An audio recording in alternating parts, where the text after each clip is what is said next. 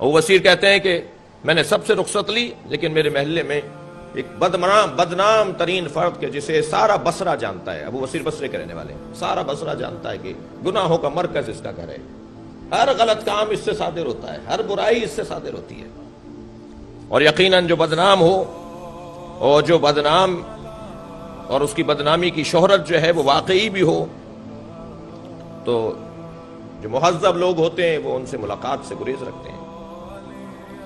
اور مواضع تہمت سے بچنے کا ایک حکم بھی اسی لیے ہے کہ تہمت کے مقامات سے بچو۔ یہ بھی ایک تہمت کا مقام ہو جاتا ہے کہ کسی ایسے شخص سے تعلقات ہوں جو شخص بدنام ہو۔ تو ابو بصیر سب کے گئے مگر ان کے گھر نہیں گئے،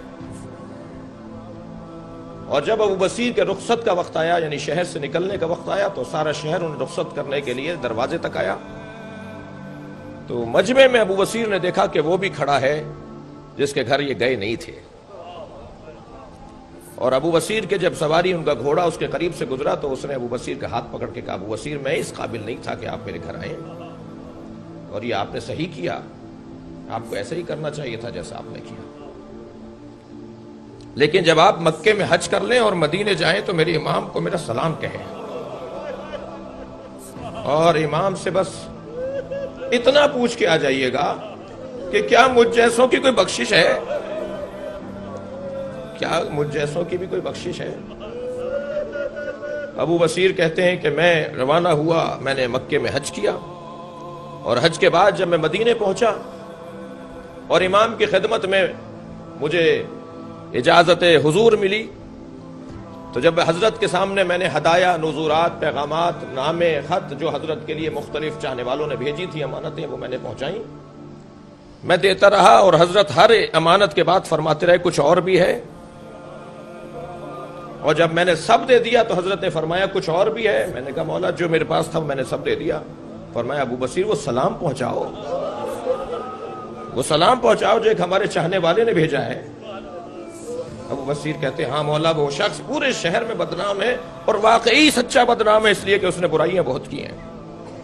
امام نے فرمایا ابو بصیر تم اب جب جاؤ تو پہلے اس کے گھر جانا، اللہ اکبر، اور جا کر ہمارا سلام جواب دینا، جواب سلام دینا، اور کہنا کہ ایک وعدہ تم اپنے امام سے کرو، ایک وعدہ تمہارا امام تم سے کرتا ہے، اور تم اپنے امام سے یہ وعدہ کرو کہ آج کے بعد گناہ نہیں کرو گے، اور تمہارا امام تم سے یہ وعدہ کرتا ہے کہ تمہیں جنت کی ضمانت دیتا ہے، اور تمہاری بخشش اور مغفرت جو ماضی میں کیا اسے بخشوانے کا تم سے اعلان کرتا ہے، اظہار کرتا ہے۔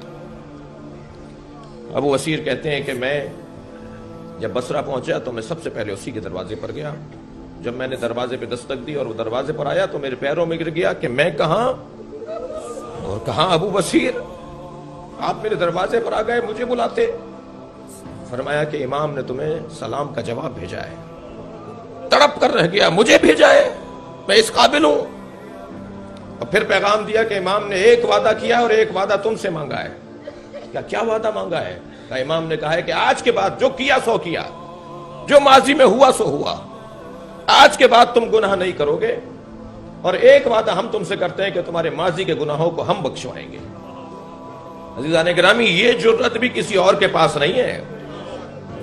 یہ آپ کو اور مجھے اگر طویل سجدہ کرنا پڑے اللہ کی بارگاہ میں اس نعمت پر کہ ہم اہل بیت سے جڑے ہوئے ہیں، کسی بھی مکتب کے پیشوا نے اتنی بڑی بات کی ہی نہیں ہے کہ ہم بخشوا دیں گے۔ یہ مجھے اور آپ کو اللہ نے عزت عطا کی ہے کہ ہم اس دروازے پر بیٹھے ہیں جہاں دروازہ بند نہیں ہوتا، ہم بند گلی کے لوگ نہیں ہیں۔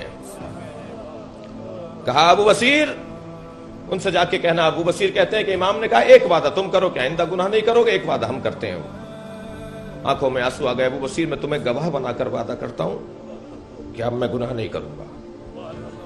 ابو بصیر کہتے ہیں 1 مہینے کے بعد مجھے خبر ملی کہ وہ صاحب فراش ہے اور جان کنی کا عالم ہے۔ تو ابو بصیر جب ان کے سرہانے پہنچے تو ان کے اہل خانہ نے بتایا کہ یہ بہت دیر سے غشی کے عالم میں ہیں، بے ہوش ہیں، انہیں کچھ نہیں پتا کہ اس وقت کیا ہو رہا ہے، اور لگتا ایسا ہے کہ کچھ ہی دیر کے بعد اس کی روح پرواز کر جائے گی۔ ابھی بیٹھے تھے کہ ایک مرتبہ انہوں نے آنکھ کھول کر دیکھا کہ ابو بصیر میں بے ہوش نہیں تھا، میں نے 1 مہینہ وعدہ پورا کیا ہے، امام نے بھی اپنا وعدہ پورا کر دیا، یہ میں بے ہوش نہیں تھا، مجھے امام جنت کی سیر کروا رہے تھے۔ اور کہہ رہے تھے ہمارا یہ وعدہ ہے، تم نے اپنا وعدہ پورا کر دیا. اور یہ کہہ کر ابو بصیر کا ہاتھ پکڑا اور کہا گواہ رہنا کہ میں نے اپنے گناہوں سے ہاتھ اٹھا لیا تھا، اور ایک مرتبہ روح پرواز کر گئی. اللہ رحیم ہے. یہ عقیدہ توسل، یہ عقیدہ شفاعت رکھا ہی اس لیے گیا ہے کہ لوگ اللہ سے مایوس نہ ہو. وہ کہتا ہے سب سے بڑا گناہ مایوسی ہے.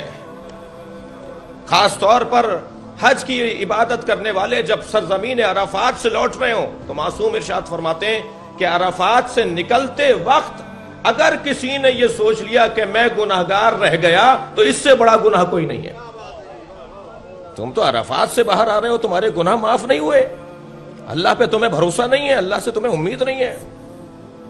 عزیزو وہ رحمان اور رحیم ہے.